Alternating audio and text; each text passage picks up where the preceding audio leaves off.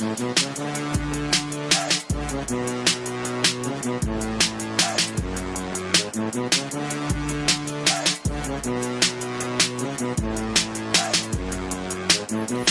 podcast here, April 28th, I think it is, 28th, yeah, 2020. How you guys doing? Another one of these. Did one last night on that, and that one was only focused on the Last Dance documentary. That's now 4 episodes in. So I wanted to actually I wanted to do something more fluid and more multiple subjects, of course, but wasn't able to do that last night. I kind of wanted to get my thoughts on Last Dance quickly because I had a lot to say on that, and dedicate 20 minutes there to do that. But now I got a chance to actually talk about the stuff I wanted to talk about last night originally. Yeah, this actually might be the most relaxing podcast I'm going to do in a while, because I'm actually, first off, both Christian parents, myself and my wife Lauren, are, as we speak, this is actually a pretty eventful time right now, right in this moment. I mean, albeit we're quarantine lockdown, so it's not really much much fun you can have. But we're actually right now, as we speak, I'm doing this podcast here right now. Obviously, my wife, however, is also recording as we speak her podcast with her friends downstairs. I'm upstairs in the office. I actually gave her the computer and the mic to do the show. I'm doing this show actually on my cell phone. If you hear a little bit of scratching on this, it's because it's my headset. I'm actually laying down in my darkened office, laying on my not my couch, but on my seat, and I have my feet up on my other seat. I have 2 seats in my office. Just relaxing, just kind of lay back and just want to talk and shoot the shit. And I kind of like this. Sometimes I miss just doing this kind of stuff, like just talking without even having to worry about anything else. Just talking and just getting what thoughts I want to get out, So 2 days in a row podcast, and probably 3 days in a row tomorrow. Tomorrow is going to be a special show. My sister, for the first time ever, and this podcast has existed almost 10 years, but she has never been on this podcast. My sister Christina will be on the show tomorrow. That's the schedule tomorrow. And it's a big deal because, of all my family members, of course, I've had my dad on a few times. I had my brother on once years back. My cousin's been on a couple times. But my sister has a lot to share.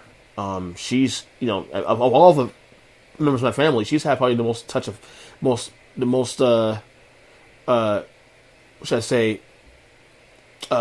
opportunity of fame at one point. She was on American Idol the first season, top 6.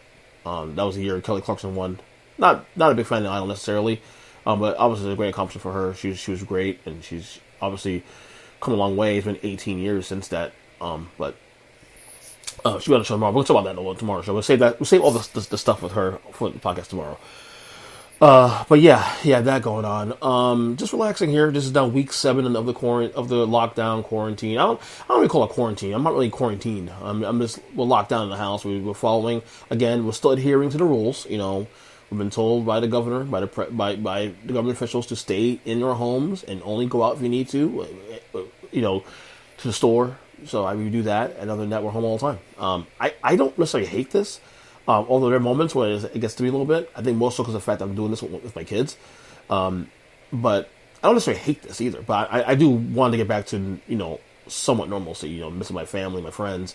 And again, it makes you appreciate the things that you didn't do or you should have done when you had the time to do it. Now the things that I think the difference now is that when you're now forced to be restrictive with it, obviously you say, oh, well, now I can't do it now, and it sucks. So, it's one of those things where you just come to it's just like a come to Jesus moment to some degree. Yeah. So, I'm looking forward at some point to getting this over with. My job, so far, they've said that they're targeting May 15th as a possibility of reopening. So that's not official. That's just obviously looking at things in terms of the cases and in terms of everything else, that things are starting to improve to some degree. We'll see if that continues throughout the next couple weeks. I think, personally, that it's more likely that will be open probably beginning of June. And the only reason I say that is because it probably makes the most sense to do that anyway, given the fact that school's already out. My kid is obviously schools, they're out. He's not going back to school the rest of the year. And it makes no sense to open back up in the middle of the month when you have parents now with children homeschooling now. And it makes no sense to kind of just all of a sudden change course when school ends in May anyway. Might as well just wait to the end of May, and then once that's over, we get back to commerce early June and go from there. But I got a couple of thoughts on that, of course, and if it's the right decision to make in terms of just opening things up immediately. I don't know. I'm not gonna sit here and play politics and whatnot, and just I think there are some good points to it. I think there's a good points in terms of like trying to get back to normalcy to some degree. I think one of the fears I have, the reason why I think there is some, reason why we should at least get back to some normalcy is because there's the fear that we may lose lives to poverty, but at the same time we do need to preach caution going forward. We need to take it seriously. So I think there's still a middle ground to be here, and unfortunately, this is where the politics sucks. Unfortunately, even the pandemic, we can't even come together on. I mean, it's always politicized, and it's ridiculous, man. I can't stand it. But I just hope things will work out for the best next month, man. That's all I hope for. I want to get to work, make money again. We've obviously this savings took a hit as a result of this because we haven't been able to work. I haven't been at work, especially too. My wife's still getting paid, but I haven't been getting paid. But a base pay because I'm a poker dealer, so I don't get I'm a tip employee, so I lost a chunk of a huge chunk when I make. But I'm just glad we still have food in the house. We have a roof over our head. And we're gonna renew our lease at our townhouse again. I do want to probably look into make some decisions on that in the future. Try to buy a home. I don't know. My wife and I go back and forth on that. She's against it mostly. I'm kind of in between. I see the pros and the cons of it both. So I don't know. But that's another discussion another day. That can be another podcast in itself. Okay. So haven't watched. So I've been watching wrestling. But I haven't been watching. It's funny. You think I have more time in the world to watch my material, stuff when I watch, but I haven't watched Raw, SmackDown on TV in probably a month. To be honest with you, I'm thankful that WWE has that 3-minute recaps of the show on the social media because I've been using that to kind of keep up to date what's going on. The only shows I've been watching really consistently has been NXT and NXT to an extent, and then AEW, of course. But what I did see, I just remembered, and obviously we're promoting all weekend long, is this weekend was the 25th anniversary of Triple H's start in WWE. Now, I've never necessarily been a huge Triple H fan. Obviously within character, of course. He's always been the guy that's always loved to hate. From the time he was the Greenwich slob in 95 to 97. DX was okay. I actually didn't mind him in DX when he was with Shawn Michaels. Now, I was never really a big fan of DX beyond the Shawn Michaels, Chyna, and Rick Rude inception. But once Shawn Michaels got hurt, he left the company for 4 years, out of the ring for 4 years, and Triple H became the leader, and they had X-Pac and New Age Outlaws. I didn't care. I wasn't a fan again. But Triple H has always been a guy, you're looking back now as you're watching wrestling in 2020 and seeing how long he's been in the company and how long what he's done and what he accomplished, and now he's like one of the heads. He's actually married to Stephanie McMahon, the daughter of Vince McMahon. He's actually had a great career. He's really been a guy that's known how to stay on the curb. He's the reason NXT is what it is today. And you have to respect that, man. You have to respect that. So I've grown to really like him as I've gotten older and a little more wiser to the business and just everything in general with Triple H. And I said the evolution of things. He's really been at the cutting edge of a lot of the big moments and big changing of the guard of pro wrestling and the WWE, of course. Like I said, with the Attitude Era, obviously it was obviously it's surrounding Austin, Stone Cold Steve Austin, but DX also was part of that too, and Triple H is right in the middle of that. And then of course the when Evolution, when they go to Ruthless Aggression Era, obviously that's toward the end of The Rock and Austin's time in the company. Triple H is ahead of the curve there to get Evolution. He recharges Ric Flair's career. He also pushes Randy Orton and Batista. He's always been at the front end of things, and you have to respect that. You have to respect what he's brought to the business. You can sit here and say, "Oh, well, he's the boss's daughter, married the boss's daughter, whatever." Yeah, obviously there's an advantage there to some degree, but the guy puts the fucking work in. I mean, NXT is phenomenal. NXT is the best thing going in that company, in my opinion, still, and he's the reason why it's that way. So, you have to respect that, So, I mean, I salute Triple H, of course, and what he's been doing, and he's continuing to do great things, and, and you have to respect that. So, what else I was going to talk about today? So last week was the NFL draft. I actually did my first ever draft party with my family last week on Zoom. And to be honest with you, I really didn't care about the draft that much this year. I only cared about what the Giants were doing, what the Dolphins were doing, and to be honest, I was more invested in the Dolphins were doing than the Giants were. And of course, Joe Burrow was number one, which he did, of course. But I think in recent years, I really haven't given a shit about the draft. I got teased the other day by our own Zach the Degenerate. He was texting me, I think Friday or Saturday during rounds 3 or rounds 4, and asking me if I was watching the draft, and I told him no. I punted on that. I wanted to watch The Office instead. He's like, what the hell happened to you? I'm like, I just don't really care. Like I'm not one of those. I don't think I've ever really been one of those necessarily guys who I care about the draft, yes, but beyond the first round, I do care at the end, and I'll always go and research who got who, but I don't have to watch it really beyond the first couple picks or beyond the first round anyway. I don't. To me, it's not really exciting for me to watch that, and that's fine. It doesn't mean I don't care. Is that I don't think it's worth my time to invest watching it. So Zach didn't get that, of course, and of course made fun of me about it, but whatever, it is what it is. And as I get older, I really don't. I care less about it only because not only because I don't care about the draft, it's because I don't.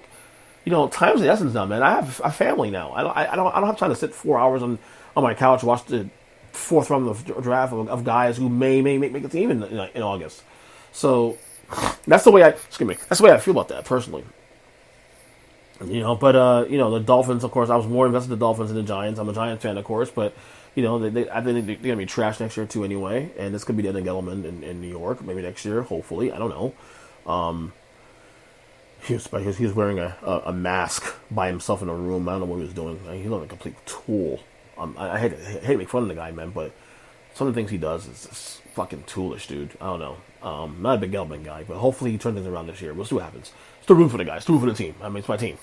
But the Dolphins, I live down here, so they've become my second team. Even I'm a New Yorker. I've been living in South Florida for about 30 years now. So naturally I would have some affinity to some of the teams down here. Obviously I'm a big Heat fan. I mean, that's the number one team, the number one franchise of all sports. But the Dolphins have been a team I've started to really care for. Now here's the thing. I root against the Dolphins once every 3.5 years. Once every 4 years. And that's when they play the Giants. Other than that, I root for the Dolphins. The Dolphins in the Super Bowl, and as long as they play the Giants, I'm cool. They win it all. I'm cool. I thought, drafting Tua, of course, I thought was good. I'm glad they did. And they got a lot of solid picks on the front end as well, too. So, we'll see what happens. I mean, I'm looking forward to see what they do this year. One big piece of news that came down the pike today in the NFL, Jameis Winston, now former quarterback of the Tampa Bay Buccaneers or Tampa Bay Patriots, because now Tom Brady and Ron Gronkowski is there now. Jameis Winston signed a 1-year deal with the New Orleans Saints. I think this is a good move for Jameis personally. I think the reason why I think it's a good move, and I may write about this on my blog this week, is that, and look, Jameis last year, as I've said on this podcast, I say my podcast, it's this podcast, last year was the most inconsistent quarterback in history, inconsistent one-season quarterback in history of the game. He led the league in touchdowns and interceptions. That's incredible. And he didn't, obviously, there were no other offers that either he didn't like or teams didn't really want him. Tampa Bay obviously went for Tom Brady. They're all in for this year to win the Super Bowl. We'll see. But I think Jameis Winston could use a step back a little bit. I mean, this is a good situation for Jameis Winston. Let me tell you why. The New Orleans Saints this year, Drew Brees is 41 years old. This is most likely Drew Brees' last year in the league. So you're in a position where Drew Brees gets hurt, you're the next guy up. And you're also on a team now with Michael Thomas, arguably the best receiver in football right now. Alvin Kamara, arguably the best running back in football right now. I would say Ezekiel Elliott's probably a little better, but he's definitely top three or four. And Sean Payton's your coach. So if you prove yourself to be, good, and take a step back, say Drew Brees retires next year after the end of the year, you now can stay in New Orleans, and you're already familiar with that division in the NFC South, and you can position yourself to be the next guy after Drew Brees. I think it's very smart. And look at Teddy Bridgewater. Bridgewater last year came in for 6 weeks when Brees got hurt, and he played very well, and he parlayed that into a new contract in Carolina, replacing Cam Newton. Jameis Winston can do the same here. I mean, if he plays well in backup role, let's say Drew Brees comes another year, you can still leverage that to a bigger contract somewhere else after next year. I think it's smart what he did. I think it's a 1 year sacrifice. The guy's still young. He's still, 26, 27 years old? He's still pretty young, so I think it's smart what he did to do that. I think you leverage that, and you play behind Brees. Brees may get hurt, like he did last year. You the next guy up, and, with that offense. I mean, Jameis Winston's not, say what you want of Jameis Winston, the guy is a talented quarterback. He can play the game. He's just not consistent. He's not a terrible quarterback.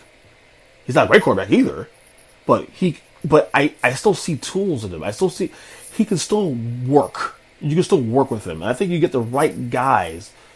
I think New Orleans is actually a great opportunity because Sean Payton's one of the best offensive minds in football of the last 30 or 40 years.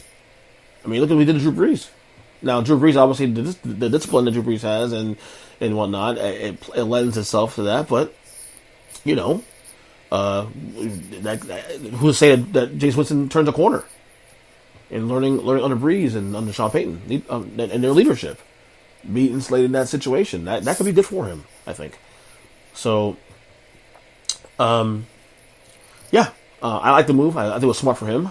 Take a step back, learn, see what's out there, get better under one of the best offensive minds in history of football. And maybe next year you either go somewhere else, or if Bruce retires, you're the guy going forward. Who knows? So I like the move. I do. So this week is, of course, my last week in my 30s. This Friday, I turned 40 years old. Am I looking forward to it? It's another day, really. I say that, but I mentioned it on the podcast. But yeah, it's a big deal. Obviously, the 30s, of course, it was a big decade for me. It was the most stable, obviously, decade I've ever went through. I mean, I got married this decade at 31 years old. Technically I was 30 years old because I turned 31 a month after. I had my 2 kids of this decade. Now they're 7 and 3 years old. And obviously laid out a pretty good foundation for my family here in these last 10 years. So there's a lot to be proud of course. It's funny, like, it's your 40s. People told me the 40s are fun. But to me, it's cheap to say that because it's fun according to your lifestyle. I mean, I have 2 young kids. There's not much I can do right now for myself. It's one of those things where I have to be realistic about what I do going forward. These next 10 years are going to be important. Raising my 2 kids to be men. By the end of this decade, my oldest son will be 17 years old. By the end of this decade, my youngest son will be 13 years old. So it's one of those things where I have to this is a very important time for myself and my family. So I was a bit nervous at times, but that's what it is, and hopefully we make it out the other side all right. Again, the circumstances are going to suck, of course, because of me being quarantined, but honestly, I probably wouldn't have had it the other way. I mean, as I've gotten older, I've become more sort of insulated and just kind of like more of a private person, and I like being with my own devices. I've always said that even if I wasn't married, I'd be the same person. I might go out a little more because I can. Not saying I can't now, but because of the situation, parents and be the parent and all that, and having responsibility here at home, it prevents me to do it over the top. But at the same time, I love my lifestyle. I love my simplicity of my lifestyle. Minimalism, simplicity, less is more. All I need is a family and my wife, and I'm good. So, yeah. 40 on Friday. Maybe do a special podcast that day. I don't know. I might do a virtual party. I don't know. We'll see what happens. I told my wife all I want is my caramel ice cream cake. I might get some curry chicken and some beef patties from my favorite Jamaican store this week. That's all I really want. I'm a very simple guy. I'm very easy to please, honestly. So, I don't know. All right. Final thing before I go, because I want to get off this thing now. Check out my wife's stuff she's doing on the podcast. I am a little The Office update. I am on season 9 of The Office currently. I'm in close to the middle of the season. Should be done by tomorrow. As I said in the podcast last week, I am planning on doing a top 10, rank 'em, top 10 favorite characters of the show with both Rosalind Ross and G.W. Gross on the podcast. We are hoping to do that next week. That is the plan. As I should be done with the show by this week. Definitely should be done by tomorrow or Thursday. I'm looking forward to doing that. It's going to be a new thing. It might be a new thing going forward in the podcast where I just start ranking things again. I thought about doing a separate podcast for this, but I'm like, why separate? Let's keep it part of this. So ranking things I like. So the first installment will be rank 'em Office characters with Roz and G. But one thing I noticed on season 9, Michael Scott is not on the show, which is Steve Carell's character. He leaves the show by the end of season 7. People have said that the show goes down after season 4 and 5, and it certainly goes down after Scott leaves the show, or Carell leaves the show rather. But let me be honest with you, season 8 was the worst season of the bunch. I will confess to that. It wasn't horrible. I did like it, but it wasn't. Doesn't hold up as much as the earlier seasons, but I gotta tell you, season 9 so far is much better than season 8. It's definitely the best post Michael Scott season of the two. I'm really enjoying it. I think the storyline so far are a lot stronger in season 9. For example, the whole thing with Jim, trying to start his new business, and probably going part time with Dunder Mifflin. You have the storyline with Angela, the little love triangle between Angela, Oscar, and Angela's husband, the senator. Senator is gay, of course, having an affair with Oscar. Angela finds out, wants to kill Oscar and all that. And Dwight's in the middle of that somehow too, trying to be a peacemaker. You have the stuff with Andy, losing his shit. Him and Aaron, who was adorable as hell, by the way. And he goes away 3 weeks. And we'll see what happens in that. I'm at the point now where Andy's gone for 3 weeks. There's a lot of stuff going on in the show. I think the storyline is there without Michael Scott being there and taking action out in the room. It's actually strong. It's actually very strong foundations being put down on the show in the absence of Steve Carell. And I'm really enjoying it. So I'm hoping to be done with this season by tomorrow. If I had to be realistic, to be honest with you, between me doing the podcast with my sister tomorrow and other things going on in the house, unless I really dedicate time in the house tomorrow during the day, which I don't do really, I'll probably be done till Thursday or Friday. But it's fine, because I'm doing the podcast next week, it's no big deal. But yeah, almost done. And I'm probably going to start watching other shows after that. But yeah, I love the show. We're going to do the podcast next week with Roz and G on it, and it should be a really good time. Should be a really good time. So I think that's it for now. I think I'll check out the wife now. Of course, I'm on Twitter at EJChristian7. We'll talk soon. Tomorrow's podcast, look out for it. Cannot wait to record my sister. And yeah, that's it. Talk to you guys later. God bless y'all. And see ya.